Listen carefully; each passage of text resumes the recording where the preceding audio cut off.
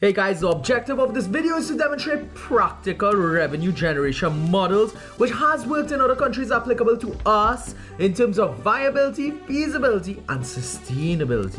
The revenue generated from these programs can not only pay for the necessary infrastructure to solve flooding and traffic, but pull our country out of recession. Now, every country is different and may have natural resource or geographical advantages, but almost all the countries which implemented these methods had either negligible natural resources or a massive crisis. Israel's population back in 1985 was just under 4 million. Inflation 1980-85 over 100%. Before 1990, 800,000 Jewish immigrants arriving, equal to almost quarter of the population. Large volumes of natural gas, copper ore, cut diamonds present in the system, yes. However, private sector, no stimulation. Difficulty of doing business was high.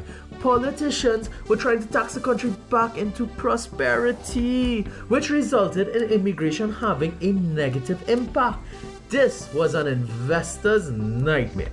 Let's take a look at where they are today.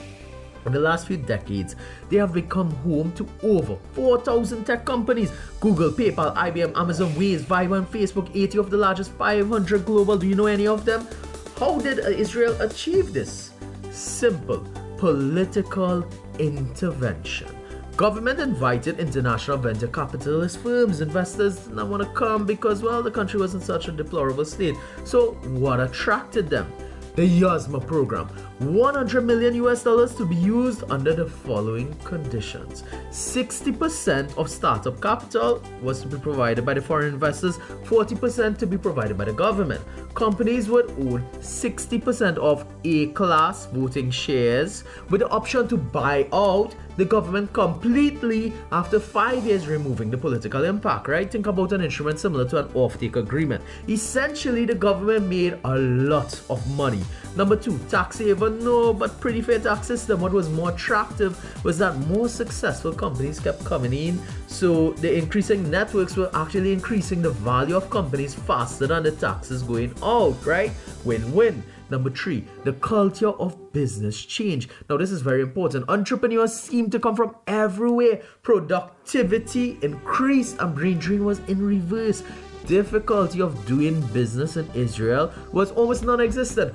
Billions of dollars later, their natural resources only contribute to this day 12.5% of their GDP.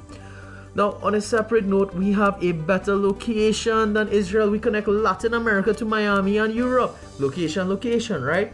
Now, usually, small countries and islands make their revenue through a citizenship for timeshare program. Essentially, foreigners get a passport, bring their family, and become a citizen of our beautiful island with tax incentives to bring their business. We want investors to stay, not raid and go, right? This program provides housing for all investors from our version of the YASMA fund without digging a trench. How many of our hotels are completely filled throughout the year? None. Is Tobago's tourism booming? No. Do we have the infrastructure? Yes. Investors are now citizens and having worked OAS, I am yet to hear an expert complain about Lyman culture. Marshall, Bungie, Kes, Patrice, talent-like voice. Soca is a culture which struggles for support. Double M will make more money in 1 year than he ever did. This will be a Soca kingdom. Jazz festival, anyone? In addition, specific economic zones with conditions such as foreigners can build without restrictions. Skyscraper, anyone? Additional funding for a long-term care retirement facility. The world has an aging baby boom population. Who doesn't want to grow old on our warm beaches? Tobago, legalizing cannabis in certain economic zones has seen the growth of the fastest billion-dollar companies in the history of time. Crime went down in Colorado, everyone gets hungry, and food business doubled. Tourism will double. We are not the early birds in this scenario, but you know what? The second rat gets the cheese. Medical cannabis, anyone? Finally, invite companies developing thorium salt-based reactors as well as green energy.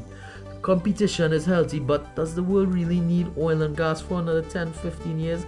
Highly unlikely. Candles versus electricity, right? The Chinese have made significant strides with thorium. Cost of energy will be just above free. Desalination plants will be cost effective. Now, with the real economy in full swing, shipping to Latin America, anyone?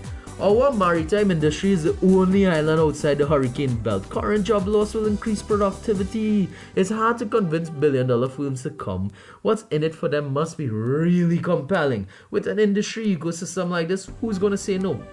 A large output by our country is not required besides some paper, ink, a few lawyers, and an investment allocation fund with proper, structured, digitalized, transparent systems. Now, these programs will not fix the economy. Dr. Darren Conrad is correct, and I've had the utmost respect for Dr. Terence Farrell long before recent events. It is my opinion the number one goal of any political entity is to get in power. The second goal is to stay in power. Constitutional reform is absolutely necessary. Brain drain will be avoided and citizens return home. Throughout the year, as we propose the necessary infrastructure to fix flooding and traffic, let's pretend we can afford it. With these transparent systems in place, it is now practical. Whatever is in the world will come up in our buckets. Guys, I must say thank you for all the feedback, hearts, comments, shares. Just one video takes a lot of resources and at least 1,000 hours of research. I really do appreciate it. Is there hope for T&T? I say yes. If we love our Caribbean island where every creed and race finds an equal place, smash the share button. My name is Rajiv Ramlogan, founder of TREMI, for the basic human rights of mankind. We are possible.